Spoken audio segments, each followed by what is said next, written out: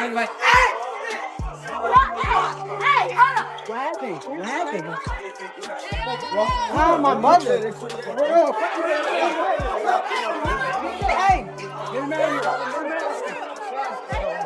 Hey, yo, that was crazy, man. He talked crazy about black people. He talked crazy about Puerto Ricans. Man, he gonna pay for it. He gonna pay for it January 31st. It's time to show him what the level is. I don't think he realized what the level is, so I can't wait to show him. Chaos at the arena as Shakur Stevenson and Teofimo Lopez finally came face to face. The tension was electric as the two fighters locked eyes, neither willing to back down.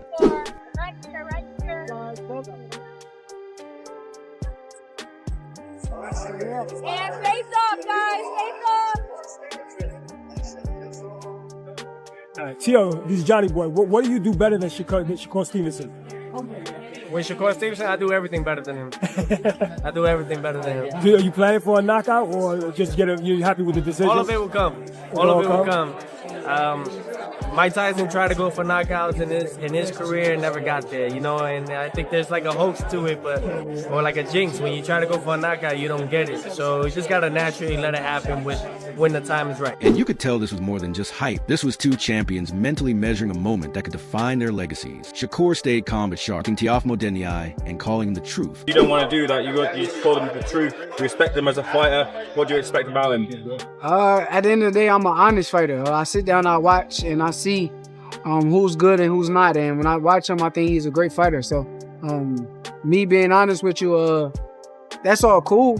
But at the end of the day, once again, I will come out victorious. At the same time, Shakur made it clear he believes he's a superior fighter. A cool, almost icy way of saying respectfully, I'm taking your belt. He emphasized staying focused and locked in for the fight ahead. Shakur, this is Johnny Boy. What do you do better than Tio? I'm the better fighter. That's it. Definitely. He cut through all the hype, letting January 31st speak for itself, but added a hint of mystery by keeping his strategy secret, basically telling Teofimo, you'll find out the hard way.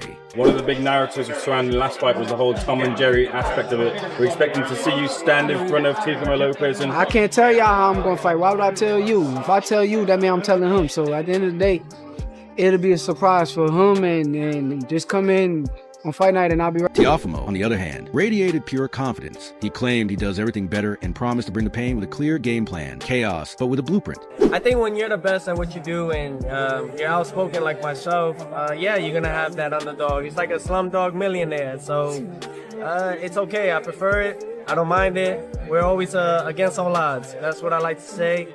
Coming into the pros, that's what it was, and that's what it still is. Both fighters kept bringing up legacy, the stakes, and pound-for-pound status, emphasizing how this fight could decide who rules 135 and 140 going forward. That's when it hits you. This isn't just another main event. It's a turning point in their careers. See, I was just going to say, what can you offer to people who say, like, in this fight, you know, one of your advantages is counterpunching, and then one of his advantages, timing and distance, and how that'll make it hard for you to get those opportunities? What's your response to that? My response is like, you ever been in this position? then you just don't know. You just don't. Shakur positioned himself as the underdog facing the odds, while Teofimo embraced the role of the big stage villain. Neither was willing to back down. That's how you get a war of words that feels every bit like a battle for their futures. Into those fights, or do you think Teo is this fighter who rises to bigger occasions? You're expecting to see a better Teo? I don't think that I got the same style as them guys. I think that them guys are movers. If you really pay attention to my fights, I'm not a guy that really just move all around the ring. So we'll see come fight night. But once again, I think we got totally different styles. And just when the Shakur versus Teofimo back and forth started feeling like a chess match disguised as a press conference, Jirenanda stepped in, the quiet kid who actually aced the test, and dropped a prediction that hit like a cold splash of water. He didn't hesitate. Calmly and confidently said Shakur is going to dominate, not in a loud, hyped-up Twitter way, but with the authority of someone who sparred with both and truly knows the difference. I think Shakur gonna cook him. I ain't gonna lie. I think Shakur gonna cook him 9-3. 9-3? Yeah. Now, you talking about, like, is it competitive early, or is it just... It might be competitive early, but I think Shakur just gonna, like start breaking him down, like, mentally and stuff like that. I don't think Tio like mentally there sometimes. He explained it like this. The fight could be close in the early round, but eventually Shakur would start breaking Teofimo down mentally. That's the scary part. Mental wear and tear isn't obvious on TV, but it's devastating in the moment. When Andis praises Shakur's distance control, that's huge respect, because distance is basically boxing's cheat code. He basically said most fighters can't even get inside Shakur's operating system. What is it about Shakur that's difficult?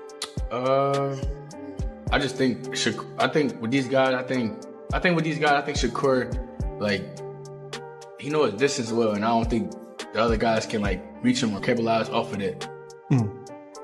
Now, everybody's saying decision. Could a stoppage be on the table? Because you said like frustrate him. Yeah, for sure. A stoppage is always in the works. These guys fighting with is on no egg or anything that happens in boxing. Then he casually added that a stoppage isn't out of question if frustration builds up. Wild, especially coming from someone as calm and measured as Andis. I love how he turned it into advice. 2, Shakur just needs to be himself. Ignore the crowd, block out the noise, keep it simple, and win. It might sound boring, but that's literally how champions stay sharp and age gracefully. And yes, the social media reactions were real. People were eating up every word. So what does Shakur have to do to be successful against a Tio? Just be himself. Be him. Don't listen to the crowd. Don't listen to these fans. Don't listen to these haters and these sand doubters. Just be him. Do what he do best, and that's one. Yeah. Keep it. Is that a situation where you keep it simple, keep it boring? Keep it simple and win. That's all. Get home safely to your family, bro. Keep it simple and just win. And basically, it's saying that no matter who comes out on top, the internet will rewrite history in 5 minutes, because boxing fans love to call everyone overrated after the fact. Andis' whole vibe was pure champion energy. No drama. Just focus. Progress, Jim. Repeat. It's funny. The loudest voices are hyping chaos, but one of the best fighters in the world is calmly saying, nope, fundamentals and mental control are what decide this. That contrast is what makes this fight even more intriguing. Either Andis looks like a prophet, or Teofimo flips the script and turns mental pressure into rocket fuel. You're going to always have them people in the background saying they're gonna try to downplay his win. Some people gonna be like, if he do win, some people gonna be like, Tio not this, Tio not that, or vice versa. They try to, you know how this boxing game is, you know how this boxing world is, you know how social media is. As soon as somebody get cooked, he was never that good anyway. And right after Andis dropped that calm, fundamentals over frenzy energy, Rolly Romero stepped in and flipped the whole vibe into something like a philosophy class mixed with street logic. He didn't even begin by picking a side. He started with God, and that already tells you this isn't a hot take. It's a mindset breakdown. Then he dove straight into legacy talk, calling Teofimo a Hall of Famer, an all-time great already. And that's serious language coming from a fellow fighter, not just a fan. There's a good, stylistically, people say Shakur is gonna beat him, and like I said, a focused Tio is a dangerous Tio, and I feel like he's been focused. I feel he's actually been very, very, very focused. So I think we're going to see the best Teofimo Lopez. When Rolly says Teofimo's resume clears Shakur right now, that's not throwing shade. It's putting things in context. It moves the conversation from styles make fights to history shapes confidence. The key takeaway is when Rolly keeps stressing that a focused Teofimo is a dangerous Teofimo. That's the real variable you can't measure on any stat sheet. He basically writes off the Sandor Martin and Jermaine Ortiz fights as warm-ups, saying Teofimo was on cruise control back then, but this version, locked in. And if that's true, it's absolutely terrifying. Oh no, I would love to see Tio win. Tio's a legend, bro. Tio is a Hall of Fame fighter. At the end of it, bro, in reality, he would have been undisputed at 140 if Josh Taylor had vacated the belt. But regardless, Tio's already an all-time legend, bro. You can't knock Tio. And at the end of it, bro, who has the better resume between Tio and Shakur? It'll be Tio right now. By far. Then he drops a sharp observation. Teofimo is quicker in short bursts and combinations, while Shakur controls the rhythm and timing. It's a perfect contrast, speed versus rhythm. I love how Rolly doesn't trap himself into a single strategy, either. He says, you have to stalk and box, because against a complete fighter, one approach alone isn't enough. It's funny, too. Rolly's energy feels chaotic, but his analysis is pure discipline. He's basically saying this fight isn't about hype. It's about preparation, respect, and focus. No clowning, no gimmicks, just who actually showed up to work. That's what makes his take so dangerous. He's not selling a story. He's presenting a version of Teofimo that is calm, focused, and intentional. If that Teofimo shows up, we're not just watching clash of styles. We're witnessing a collision of mindsets. And those fights, they don't follow predictions. They follow pressure. Tio is extremely athletic and has a crazy hand speed. Faster than Shakur, you think? Yeah, Tio's lets off combinations a lot faster than Shakur, but Shakur does have great timing. Yeah. But like I said, we're gonna see truly who shows up. we're gonna see. I feel like I said, Teal's really been training hard for this fight. And right after Raleigh framed the fight as mindset versus mindset, Jamal Herring steps in, the veteran who's actually faced Shakur and came out with technical survival guide. Herring openly admits that when he first fought Shakur, he thought size and strength would matter. Then he immediately shuts that idea down, explaining how Shakur neutralizes everything with ring IQ, distance control, and that eerily precise front foot measurement that turns a ring into his personal ruler. When Herring says Shakur makes you pay for even the smallest mistake, even if you have a reach advantage, that's not hype, that's a real warning. Then he turns to Teofimo and lays out the blueprint. Teofimo cannot try to turn this into a chess match, because that's Shakur's domain. Herring keeps repeating the same key point. Teofimo has to rely on his size, speed, and unpredictable rhythm to disrupt Shakur early, step to him, pressure him, and force him into exchanges he doesn't want to take. You seen it when he how he comes out the gate against Lomachenko, and I believe he has to do that even with Shakur. You gotta basically be the bully because he's the bigger man. He has to basically put his foot on the gas and step to Shakur. But I think it's a great matchup. It's two really good styles that clash. And for me, I honestly, despite what people may think, or maybe the one loss on Teofimo's record, I think Teo's improved since the Kambosos fight a lot.